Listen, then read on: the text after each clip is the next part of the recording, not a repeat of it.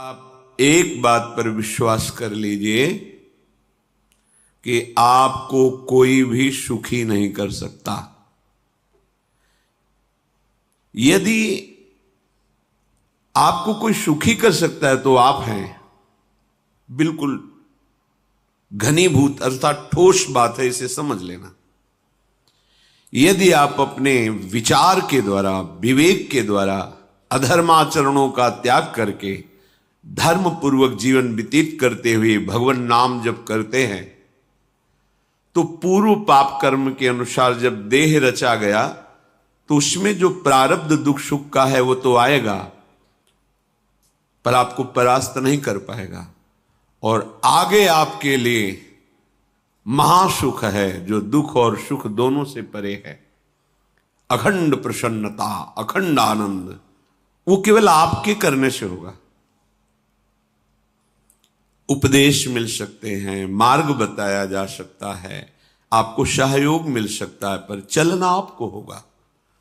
यदि आप नहीं चले तो ये कहीं भ्रम हो कि मैं कहीं जाऊं और मेरी दुख निवृत्ति हो जाए, तो इस भ्रम को छोड़ देना आप। क्योंकि हम आप तो बहुत छोटे जीव हैं, अर्थात बहुत लघु तपस्या, लघु पुण्य वाले हैं। हम उन महापुरुषों की बात करते हैं जिन्होंने आजीवन ऐसा तप संचय किया, फिर भी उनके शरीर में भारी से भारी दुख देखे गए। ये दुख और सुख एक भ्रमात्मक इंद्रजाल है माया का, ना दुख है न सुख है। जैसे जो सपने सिर काटे कोई, बिन जागे दुख दूर न होई। ऐसे स्वप्न में तुम चक्रवर्ती सम्राट बन जाओ तो जगने पर तुम थोड़ी रहोगे, तुम जो हो वही होगे। हम भगवान के चिदानंद अंश हैं। ये भूलकर हम अपने को स्त्री पुरुष, अच्छा बुरा, धनी निर्धन, दुखी सुखी आदि आदि बहुत सा प्रपंच है, इसे हम अपने दिमाग में बैठा लिया है। जब तक आप ये प्रपंच नहीं छोड़ोगे तब तक आपको सुखी कोई कर ही नहीं सकता।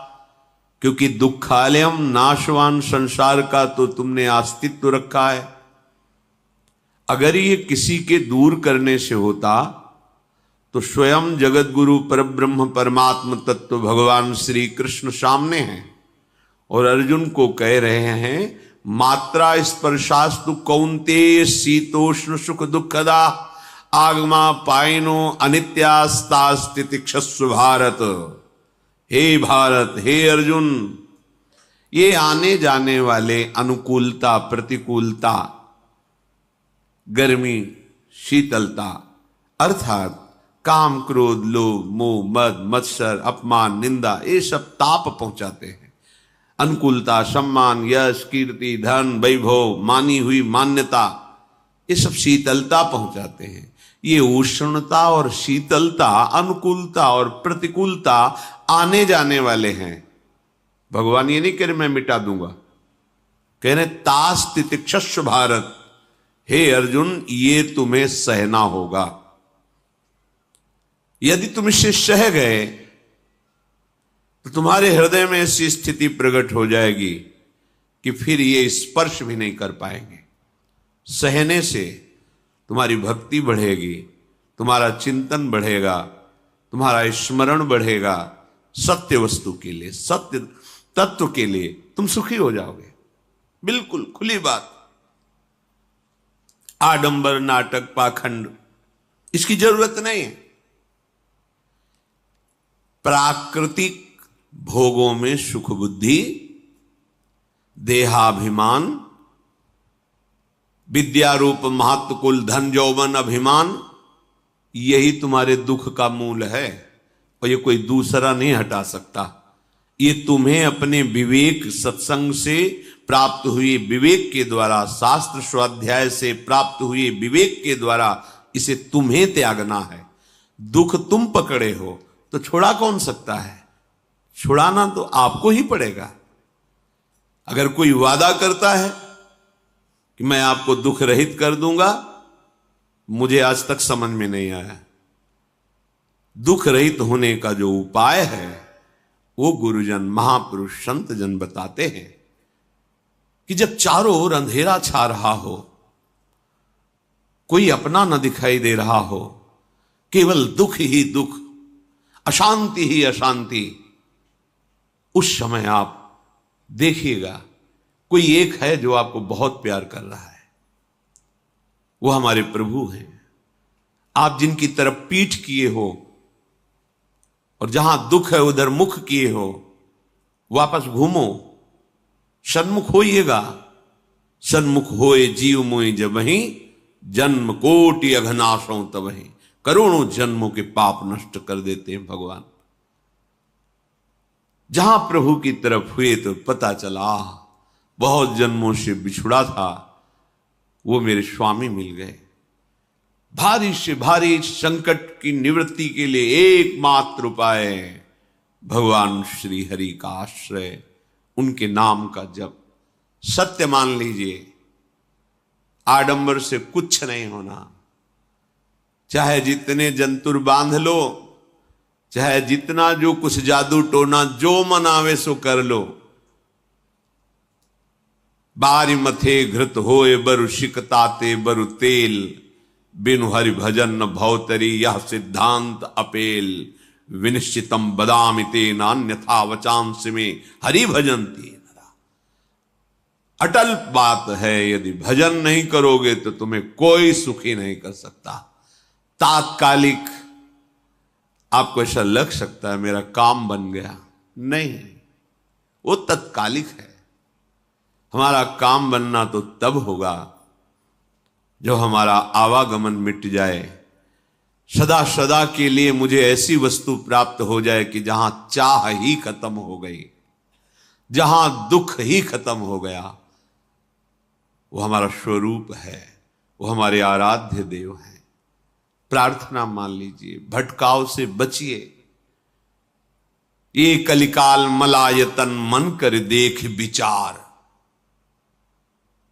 श्री रघुनाथ नाम बिन नाहिन आन आधार। महापुरुषों ने स्पष्ट कहा है। ये मलायतन मल का आगार है। मल माने कामना, नाना प्रकार की वासना, भ्रष्ट आचरण, छल कपट, दंभ पाखंड, बोलबाला, इसका एकमात्र श्री भगवान का नाम आधार है। जो चाहत है नित्य सुख अरु मन को विश्राम, तो हित ध्रुव हित सो भजत रो पल पल श्यामा श्याम श्यामा श्याम श्यामा श्याम। यदि सच्चिदानंद शाश्वत सुख चाहते हो, जहां से कभी हटना ना पड़े, केवल सुख ही सुख है, आनंद ही आनंद है, और मन का विश्राम चाहते हो कि भाग दौड़ मन की मिट जाए, तो बस प्रेम से बोलते रहो श्यामा श्याम श्यामा श्याम, राधे श्याम, राधा राधा राधा वल्लभ। ये बड़ी शोध करके महापुरुषों ने बात कही है।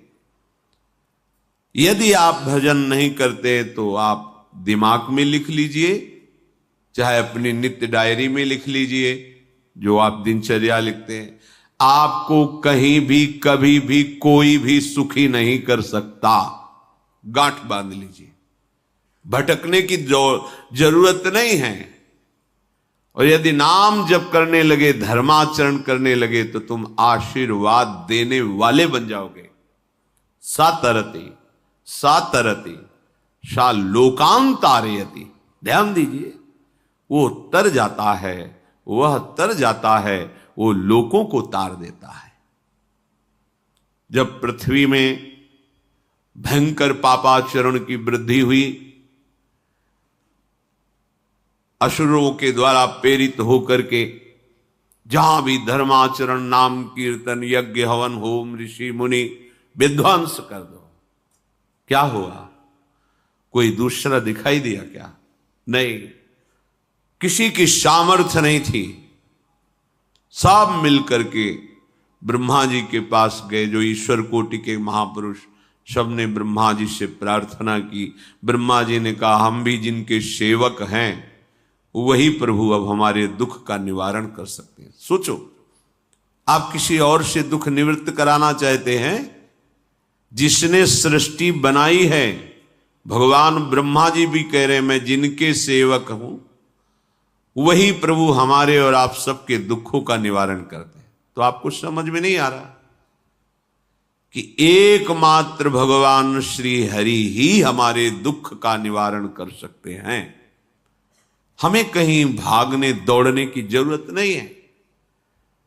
साधु समागम इसलिए किया जाता है कि हृदय पवित्र हो जाए, पवित्र हृदय की पहचान बुद्धि में विवेक का प्रादुर्भाव हो जाए, और विवेक से मोह का नाश करके हम निरंतर प्रभु के प्रेम में डूबे, भजन में डूबे। सबने एक साथ मिलकर के विचार किया कि महासुख सिंधु प्रभु से विनय करनी तो कहां जाया जाए, वैकुंठ चले, किसी ने कहा क्षीर सागर चले, अपनी अपनी भावना व्यक्त कर रहे थे। तेहि समाज गिरजा में रहेऊ, अवसर पाई वचन एक कहेऊ, हरि व्यापक सर्वत्र समाना, प्रेम ते प्रगट होई मैं जाना। हे गिरिजा, परम वैष्णवाचार्य भगवान महादेव जी कहते हैं, उस देव समुदाय में हम भी थे। हमने कहा कि हमारे तो हृदय में बात ऐसी आती है कि कहीं भागने की जरूरत नहीं है। हरि व्यापक सर्वत्र समाना, जैसे वो वैकुंठ में विराजमान है, क्षीर समुद्र में विराजमान है, ऐसे कण कण में विराजमान है। बस तुम प्रेम से पुकारो, जहां पुकारोगे वहीं प्रभु प्रकट हो जाएंगे। नाम बाणी जहां श्याम श्यामा तहां, नाम बाणी निकट श्याम श्यामा प्रगट। सिद्ध सिद्धांत है, भटकने की जरूरत नहीं।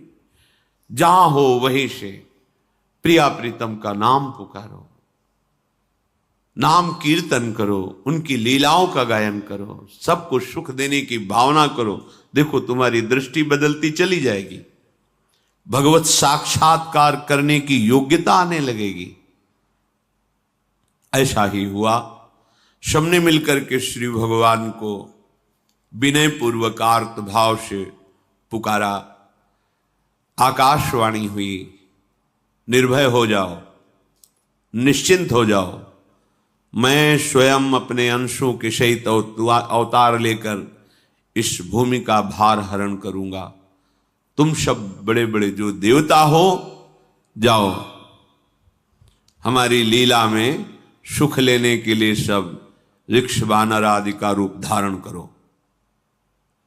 ब्रह्मा जी, महादेव जी, बड़े बड़े ईश्वर कोटि के लोकपाल बहुत प्रसन्न हुए, क्योंकि भगवद वाणी सत्य है, त्रिकाल सत्य है। सबको विश्वास हो गया कि अब मारा तो जाएगा ये महासुर, जिसको लगता था कोई ना मंत्र के द्वारा मार सकता है, ना अस्त्र के द्वारा मार सकता है। स्वयं श्री भगवान पधार रहे। भगवान ने जो निरंतर भजन प्राण रहते हैं, कश्यप जी, अदिति जी, वो भगवान के वात्सल्य में भरे थे। प्रभु जब प्रकट हुए तो उनसे कहा, मुझे आप जैसा पुत्र चाहिए। प्रभु ने कहा कि मेरे जैसा तो मैं ही हूं, अद्वितीय हूं, दूसरा कोई है नहीं, मैं ही अवतरित होऊंगा। भजन में देखो कितनी सामर्थ्य है। जगत पिता को पुत्र रूप में प्राप्त कर रहे हैं। वही चक्रवर्ती सम्राट अवधपुरी के नरेश महाराज दशरथ जी के रूप में, जिनकी महामहिम अद्भुत सौभाग्य प्राप्त करने वाली तीन ये रानियां, श्री कौशल्या जी, श्री कैकेयी जी, श्री सुमित्रा जी। भगवान वशिष्ठ जी इनके गुरुदेव हैं।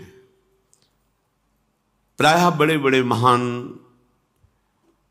जो राज्य पालक रहे, उनके ऊपर, राजा के ऊपर महाराजा विराजमान रहे।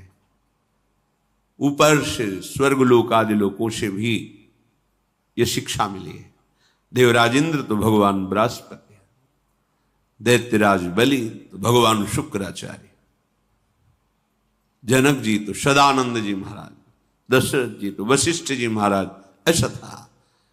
क्योंकि जहां हमारा विवेक काम नहीं करता वहां ये ब्रह्मबोध संपन्न महापुरुष तत्काल हमको संभालते हैं। महाराज दशरथ जी के हृदय में प्रबल लालसा हुई कि अब अवस्था व्यतीत होती जा रही है, पर जो गृहस्थ धर्म का परम लाभ है वो तो हुआ ही नहीं। वशिष्ठ जी के चरणों में प्रणाम करके कहा, भगवान एक ही बात की असंतुष्टता है, हमारे कोई पुत्र नहीं है। वशिष्ठ जी ध्यानस्थ हुए, ध्यान में देखा और उनका, तुम्हारा जैसा सौभाग्य अन्य का किसी का नहीं हो सकता। तुम्हारे यहां स्वयं सच्चिदानंद भगवान श्री हरि अपने अंशों के साथ अवतरित हो रहे हैं। श्रृंगी ऋषि को बुलाया गया, पुत्रेष्टि यज्ञ करी, उसमें साक्षात भगवान अग्निदेव प्रकट होकर के खीर दिया और कहा अपनी रानियों को पवा दीजिए। वशिष्ठ जी के आज्ञा के अनुसार उस खीर को 2 भाग में किया। प्रथम भाग श्री कौशल्या जी को दिया, जो दूसरा भाग था उसके 2 भाग किए, उसका 1 भाग कैकेयी जी को दिया। अब जो 1 भाग बचा उसके 2 भाग किए और वशिष्ठ जी की आज्ञा के अनुसार एक माता कौशल्या जी को, एक कैकेयी जी को दिया। उन्होंने अपने हाथ से सुमित्रा जी को दिया। तो सुमित्रा जी के गर्भ से लक्ष्मण और शत्रुघ्न, कौशल्या जी ने जो भाग दिया उससे लक्ष्मण जी प्रकट हुए, जो रामचरण अनुरागी, अद्भुत अद्भुत हरि प्रेमी। शत्रुघ्न जी भरत चरणों का आश्रय लिए हुए राम जी का सेवन करते।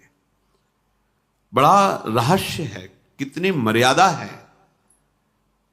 गुरु की आज्ञा से जहां जैसा विधान होना चाहिए वैसा, तो उस बड़ा मंगल स्वरूप।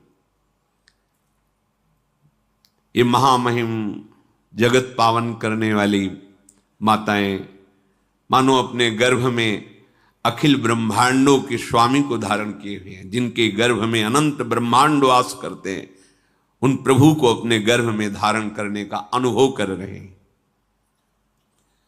महाराज दशरथ बहुत प्रसन्न है। ये जीवन का परम लाभ है। प्रभु हमारे कोई भी हो, माता पिता भाई बंधु सखा पति प्रीतम पुत्र, कुछ भी, ये तो ऐसे करुणामय कोई भाव रख लो और गाढ़ भाव कर लो तो आपको अनुभव कराने लगेंगे। जिस भाव से आप देखोगे कैसा सुख महाराज दशरथ जी को हो रहा होगा, जिनको गुरुदेव से पता है कि स्वयं भगवान पधार रहे। प्रतिपल इनके दर्शन करके कौशल्या जी, कैकेयी जी, सुमित्रा जी के प्रेम पुलकित रहते हैं। दशरथ जी, अहो भाग्य, साक्षात भगवान पधार रहे। समय व्यतीत हुआ, जोग लगन गृह बार तिथि, सकल भये अनुकूल, चर अरु अचर हर्ष जुत, राम जन्म सुख मूल। ठीक योग लगन ग्रह वार तिथि सब अनुकूल हो गई। कब? जिसके हृदय में प्रभु का प्रकाश हो जाता है। जो प्रभु के भजन में रहता है तो योग लगन ग्रह वार तिथि नक्षत्र सब अनुकूल हो जाते हैं। जो पे कृष्ण चरण मन अर्पित, तो करी हैं का नवग्रह रंग।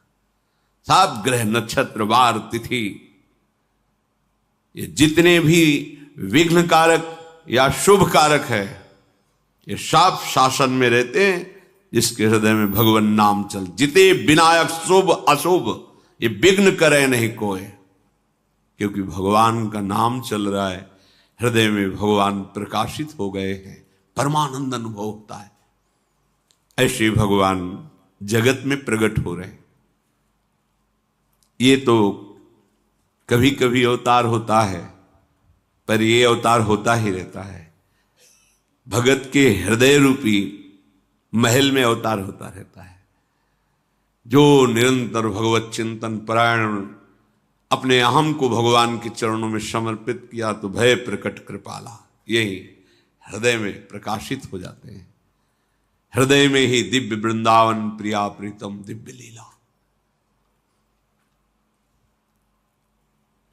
चैत्र का महीना, नवमी तिथि, शुक्ल पक्ष, अभिजीत मुहूर्त, ठीक दोपहर का समय 12 बजे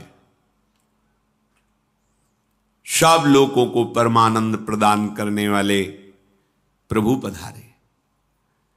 शीतल मंद सुगंधित वायु बह रही है,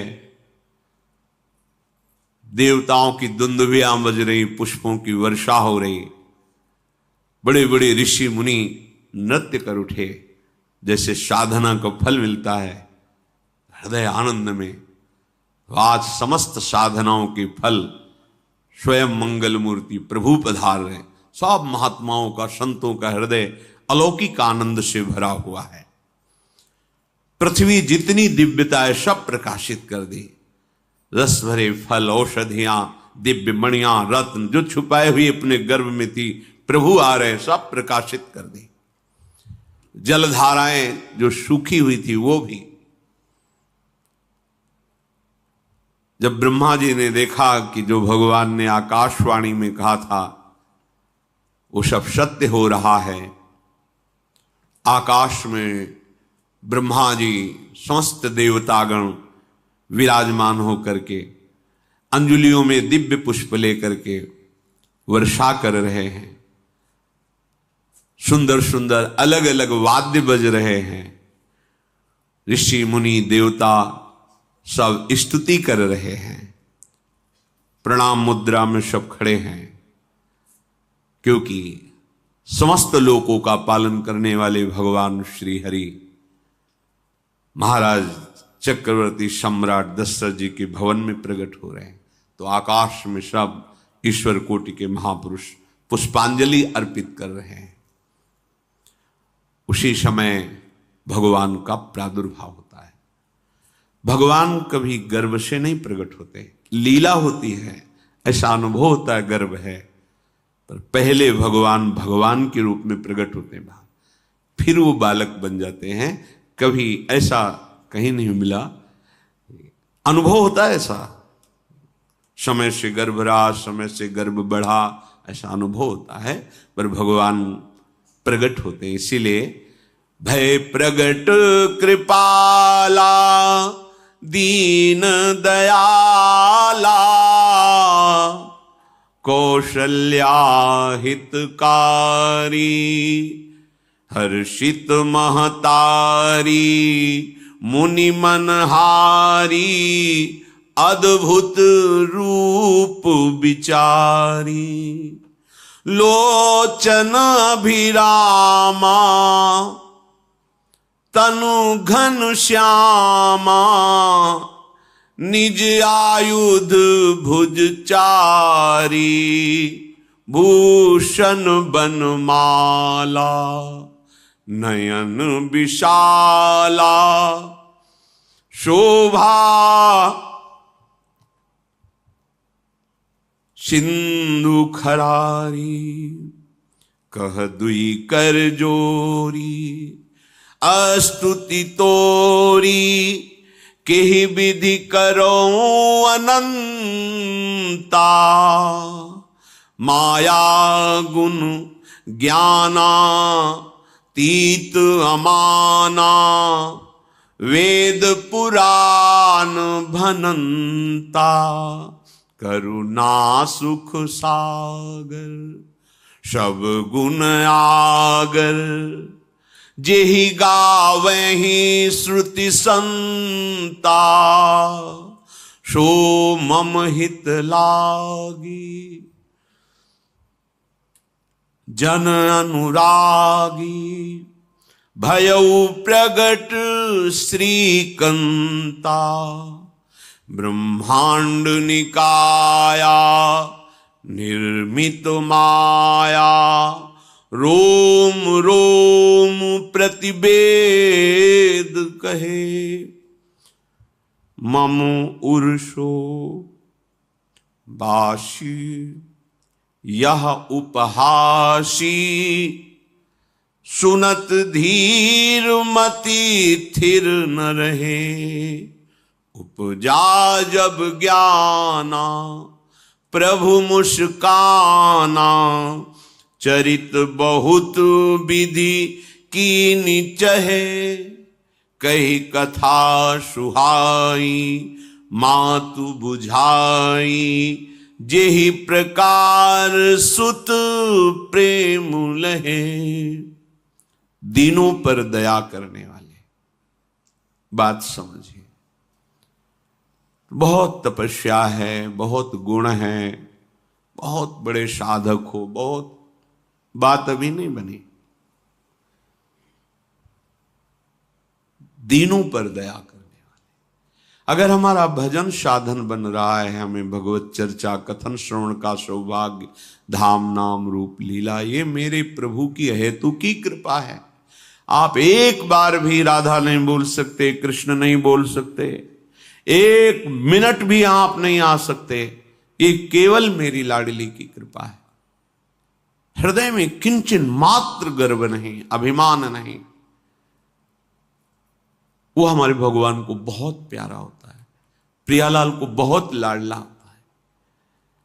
हमें प्रभु के अगर चरणारविंद के अनुराग में डूबना है तो विवेक से देखो है क्या पास हमारे। अगर कुछ भी दिया हुआ है भौतिक आध्यात्मिक, वो सब मेरे प्रभु का दिया हुआ है, तो गर्व किस बात का, अहंकार किस बात, तो दैन्यता आ जाएगी। अज्ञान से ये अहंकार बढ़ता है, ज्ञान से इसका समन हो जाता है। चाहे भौतिक हो चाहे आध्यात्मिक हो, मेरे को सब कुछ मेरे प्रभु ने तो दिया है। ध्यान देकर देखो तुम्हारी उपज क्या है, तुम भी तो उन्हीं के अंश हो।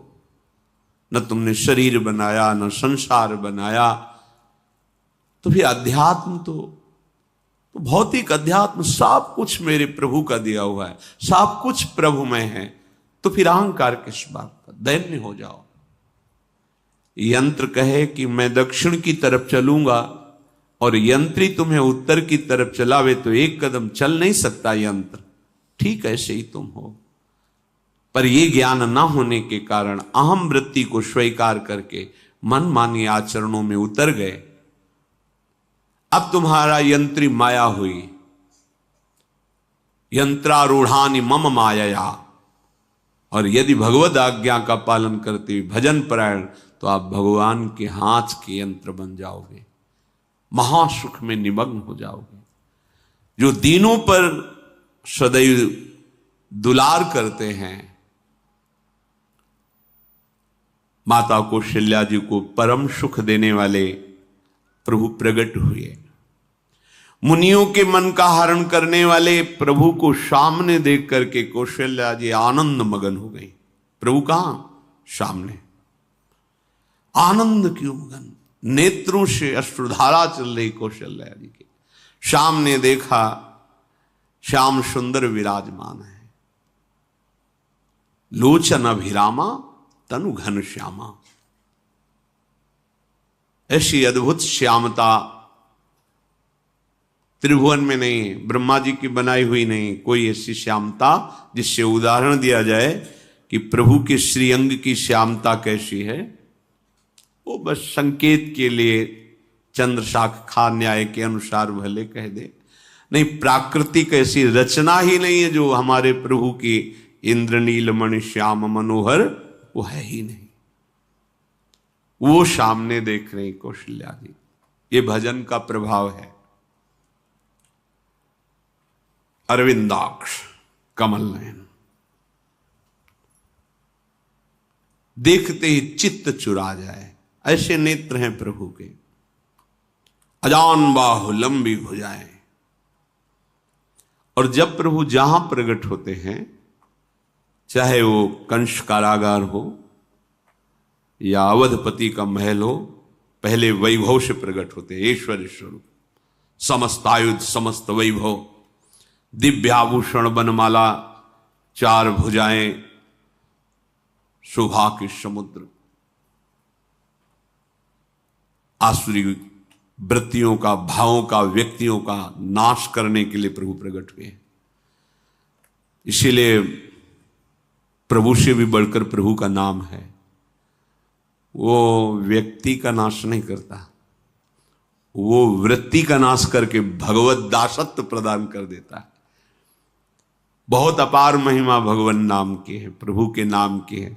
प्रभु प्रकट होते हैं तो दुष्टों का विनाश करते हैं, लेकिन प्रभु का नाम जिसके हृदय में प्रकट होता है, दुष्टता का नाश करके उसे जगत पावन करने वाला बना देता है। तीर्थी कुर्वन्ति तीर्थानि, वो जहां चरण रख दे उसे निष्पाप कर देता है। भूमि को, वायु को निष्पाप कर देता है जिसकी जिह्वा पे नाम चलता है। मैया ने देखा, कौशल्या जी ने, जगत के स्वामी सामने विराजमान, दोनों हाथ जुड़ गए। हे अनंत, मैं कैसे आपकी स्तुति करूं? वेद पुराण ये सब स्तुति करते हुए हार गए। नेति नेति कहकर आपका पार नहीं पाए। माया से, गुणों से, ज्ञान से भी आप परे हैं, असीम हैं, अनंत हैं। श्रुतियां, संतजन सदैव आपका यश गान करते रहते हैं। हे दया के समुद्र, हे शब्द, सुखों के धाम, गुणों के धाम, भक्तजन सदैव आपका गान करते रहते हैं। आज वही प्रभु मेरे सामने प्रकट हैं। हे श्रीपति, आप मुझे सुख प्रदान करने के लिए मेरे नेत्र गोचर हुए।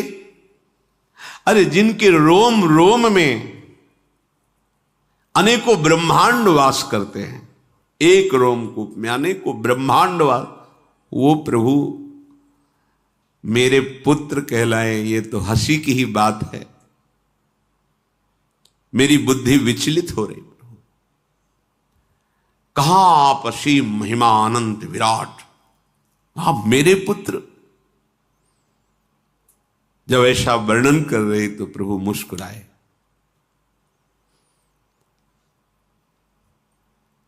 बहुत प्रकार से मैं आपको सुख देना चाहता हूं, इसलिए पहले मैं इस रूप में आया हूं कि आपने जो भजन करके मांगा था कि मेरे जैसा पुत्र हो, तो देखो मैं ही स्वयं, मेरे जैसा और कोई है ही नहीं, मैं ही स्वयं आया हूं। तुम्हें याद है? याद, स्मृति आई। हां प्रभु। फिर प्रभु अब इस रूप में नहीं। माता पुनि बोली सोमति डोली, तजहु तात ये रूपा, की जैसी सुलीला अति प्रियशीला, यह सुख परम अनूपा। हाँ हाँ प्रभु, याद आ गया। ओहो, अहो भाग्य, अहो भाग्य। तो फिर प्रभु ये रूप छोड़ो और जो सुख देने के लिए आप पधारे हो वो रूप धारण करो। प्रभु, जब आप हमारे पुत्र बनने के लिए आए हो तो फिर शिष्य रूप धारण करो। जो ही माता कौशल्या जी ने ऐसे वचन उचारे तो सुनी बचन सुजाना, रोदन ठाना, होई बालक सुरभूपा, यह चरित जिगावहि, हरि पद पावहि, तेन परहि भवकूपा। इतना सुनते ही सुजान भगवान श्री हरि नवजात शिशु होकर के रोने लगे। जो इस पावन चरित्र का गान या श्रवण करता है वो कभी दोबारा इस संसार में जन्म नहीं लेता है। भगवान के कैसे महामहिम चरित्र देखो, अभी भगवान प्रकट हो रहे हैं और उसका फल बता रहे कि जो भगवान की इस पावन लीला का गायन या श्रवण करेगा, दूसरे साधन बने न बने, निश्चित वो भगवत प्राप्त हो जाएगा। इसका फल ही है ये चरित जे गावहीं हरि पद पावहीं, ते न परहीं भवकूपा। ब्रह्म ऋषियों के लिए, गौ देवता संत भक्तों के लिए स्वयं भगवान लीला सुख प्रदान करने के लिए अवतरित हुए हैं। सतोगुण रजोगुण तमोगुण से अतीत भगवान का चिदानंदमय देह है, मनुष्य रूप में ही प्रकट हो रहे हैं। पर ये मायाकृत नहीं, ब्रह्मा की सृष्टि का नहीं है। चिदानंद सच्चिदानंद रूपाय, ऐसे ही चिदानंदमय देह तुम्हारी विगत विकार जान अधिकारी। निज इच्छा निर्मित तनु है, कर्म बंधन से नहीं, प्रकृति के अधीन नहीं, प्रकृति को अधीन करके स्वयं की इच्छा से आत्मस्वरूप सच्चिदानंद भगवान का विग्रह है। अब शिशु का रोदन सुन करके जैसे समुद्र में ज्वार भाटा आ जाता है, ऐसे महाराज दशरथ जी के भवन में सुख सिंधु की बाढ़ आ गई। महारानी कौशल्या जी ने शिशु का जन्म किया। ऐसा जन्म हुआ है जन्म मरण मिटाने वाला। आप सोचते होंगे कि ये प्रिया प्रीतम के अनुरागी, हम आपको सच्ची कहते हैं, हम इनकी बात कर रहे हैं ना, तो दिमाग में रील कुछ और ही चलती है। हमें